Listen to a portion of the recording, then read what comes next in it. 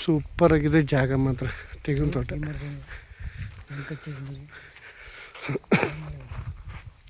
ಏನು ಹಿಂಗಿರ್ಬೇಕು ತೋಟ ಅಂದರೆ.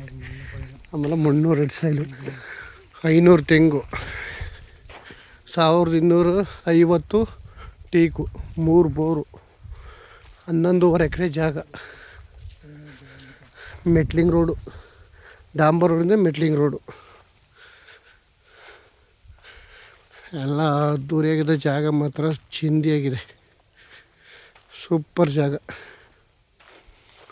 ಏನು ತೆಂಗಿನ ಮರ ಅಂತೂ ನೋಡೋಕೆ ಕಣ್ಣೆಸರಾಗುತ್ತೆ, ಹಂಗಿದೆ ಕ್ಲಾಸ್ ಒಂದು ಜಾಗ. ತೆಂಗಿನ ಮರ ಸೂಪರಾಗಿದೆ,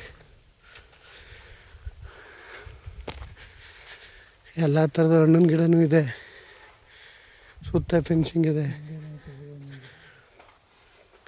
11.5 ಎಕರೆ 60 ಲಕ್ಷ, ಸ್ಲೈಟ್ಲಿ ನೆಗೋಷಿಯಬಲ್ ಆಗುತ್ತೆ.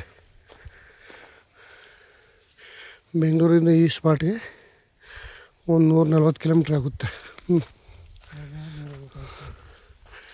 ಜಾಗನಂತೂ ಅದ್ದೂರಿ ಹಾಕಿದೆ. ಈ ಜಾಗಕ್ಕೆ ಮೆಟ್ಲಿಂಗ್ ರೋಡು, 3 ಬೋರು, ನೀರಂತೂ ಸೂಪರಾಗಿದೆ. Full red soil. ತೆಂಗಿನ ಮರದಲ್ಲಂತೂ ಒಂದೊಂದು ಮರದಲ್ಲಿ 200-300 ಇದೆ ಕಾಯಿ.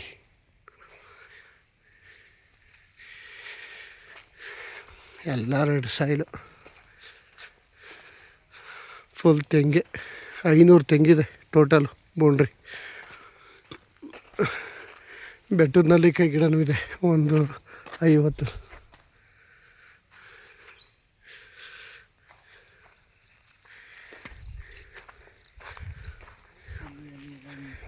ಜಾಗ ಮಾತ್ರ ಸಾಕಾಗಿದೆ ಕಣ.